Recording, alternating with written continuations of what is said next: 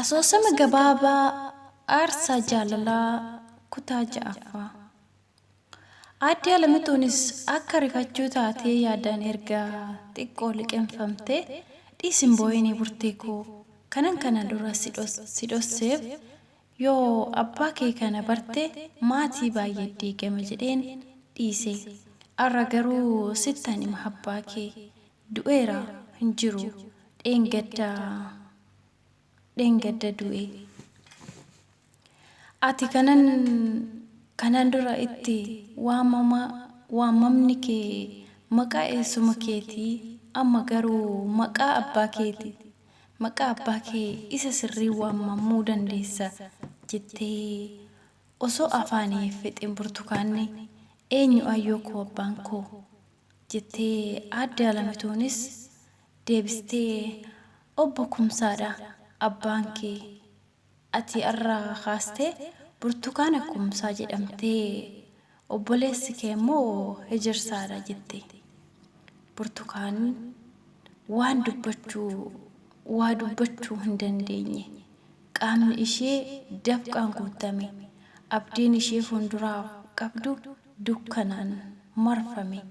Taatee Ejersa waliin hoteela qilxuu karaa keessatti raawwatan akkaataa Ejersaan durbummaa kee ishee irraa fudhate addunyaa durbummaatti ishee dabale ija ishee dura dhufee maal godhu bishaan darbee hin waraabanii jedhu mitiire. Icciitiin Burtukaanaa fi Ejersaa obbolaa ta'uu isaanii kan barame erga waa hunduu xumurameeti. Arra qalbiin beeftuu raajuun koo maal ta'inna laata jettee yaada dhiphataa oolte. Raajuun koo Rabbi si haa gargaaru kaa jettee haga beektu uumaa akka inni gargaaruuf kadhatteef. Akkuma aduun lixxuuf kaateen qarshii isa daldalaa oolte keessaa abbaa ishee dhoksitee fuutee abbaa nan gala koottu jettee isa duraa kutte. Obbo Bojaan meeshaalee ala gara manaa keessatti deebisaa galchaa jiru. Biftuunis manatti galuu dhiistee mana yaalaa isa ganama raajiin ciise yaalamaa ture sokkite. Gaafa achi geessu garuu raajiin asitti yaalli dhibee gara hospitaala Najjootti dabarsan jedhee namichi waardiyyaa mana yaalaa sun Biftuutti hime.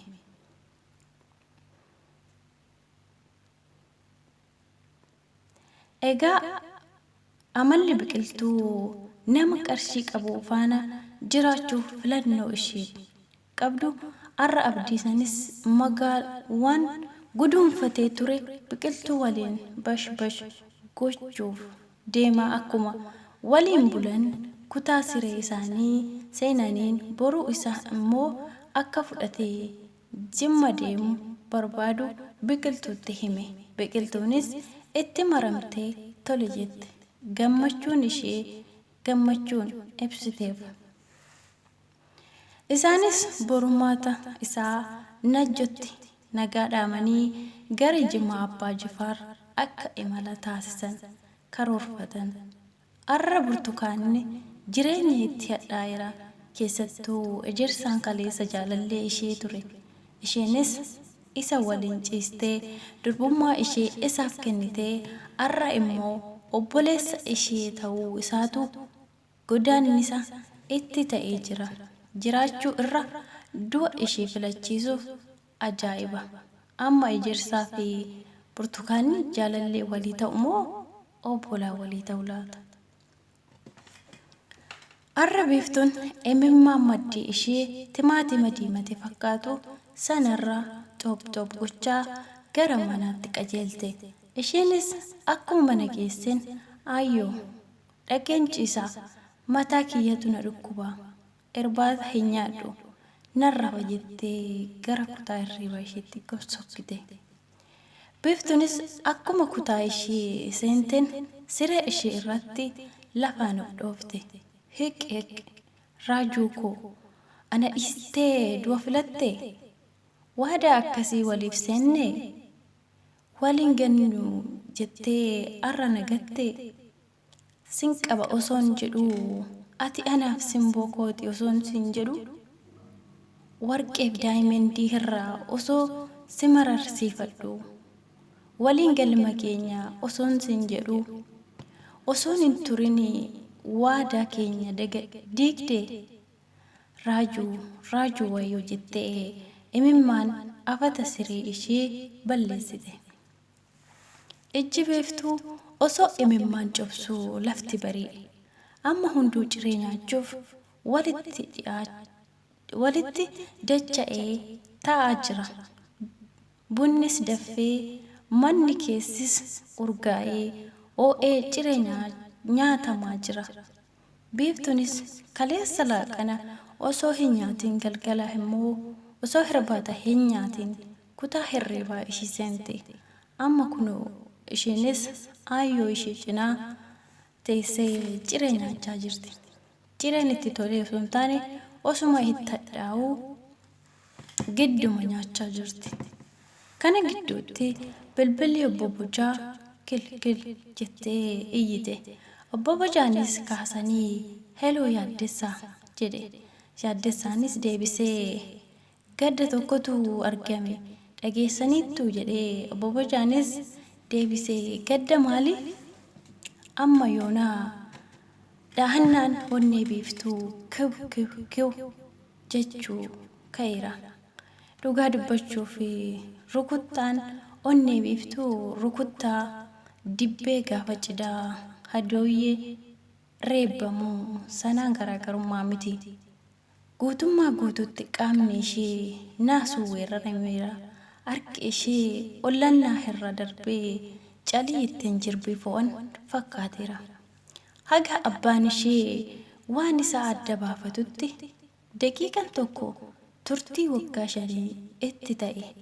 Hunduu nyaata dhiisee amma obbo Bojaan bilbila haasa'ee xumurutti waan obsa dhabe fakkaata. Safuu dhuguma daqiiqaa gabaabduu sun ciniinsuu wal fakkaata.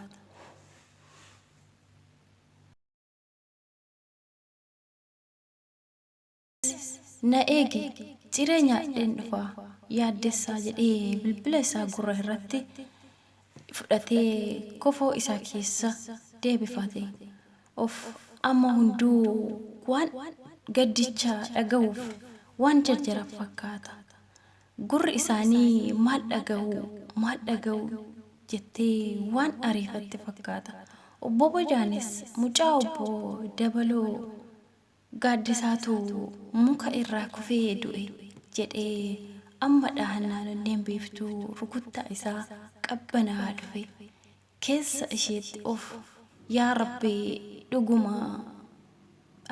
baguma gaddana oolchite jettee galata uumaa isheef waan dhiyeessite fakkaata. Amma burtukaanni jireenyi hadhaa'eera. Gaabbii amma keessa seentee egaa maal gochuu danda'ama? Harree ganama baddee galgala kurkurii hin argan jedhama mitiire. Jalqaba osoo aayyoon koo mariisisee kanatti seeneera ta'e silaa jettee amma ani kanan waanin jedhee ejirsaatti himu hin qabu. Ejirsaatti heerumees jiraachuu hin danda'u. Nama biraatti heerumees jiraachuu hin danda'u. Ani dubartii ta'eera. Kanaaf anaaf kan naaf malu addunyaa kana irraa of dhabamsiisuu qofa jettee sammuu ishee of amansiiste. Raajiin akkuma hospitaala Najjoo ga'een kutaa yaalii keessa seensisan. Yaalii jalqabaa raajiinis yaalii baqaqsanii yaaluu erga taasifamee fi amma akka fooyya'u ta'eera. Biiftuun raajiin kiyya akkam ta'a jettee yaadan dhiphataa oolti. Osuma kanaan jirtuu guyyoonni muraasni bubbulaniiru.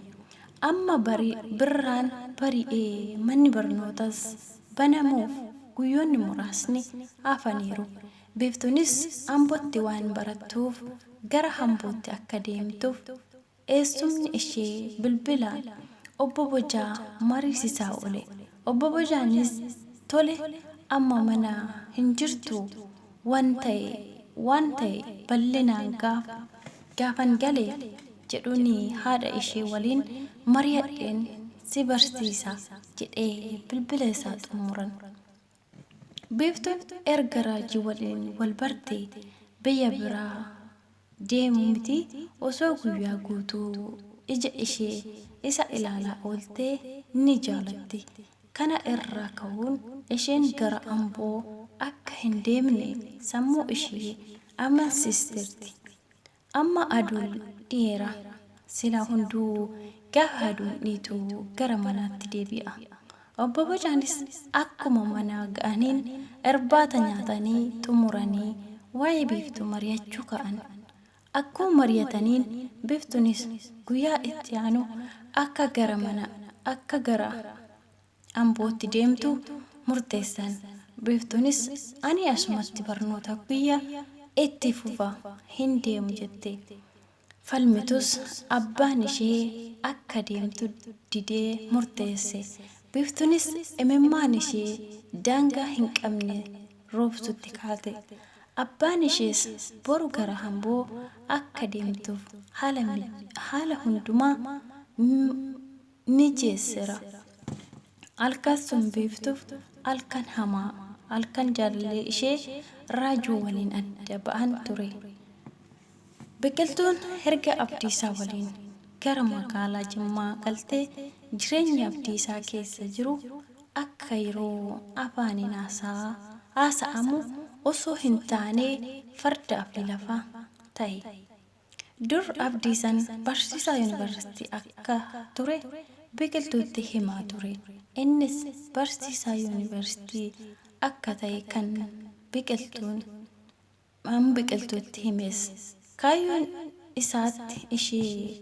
isaa ishee harka keessa galfachuu malee hojiin isaa waardiyyaa hoteelaa ture. Biqiltuunis kana hundumaa erga kiyyoo isaatti seentee hubatte. Biiftuunis subiin kaatee itti fufa.